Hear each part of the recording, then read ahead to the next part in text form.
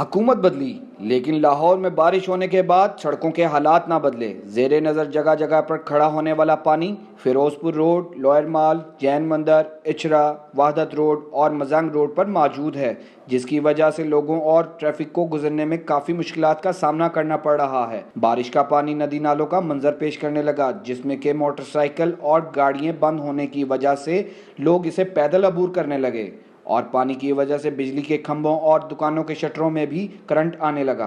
हुकूमत के दावे धरे के धरे रह गए। कैमरामैन वकास मलिक के साथ उसामा रफ़ीक, NP न्यूज़, लाहौर।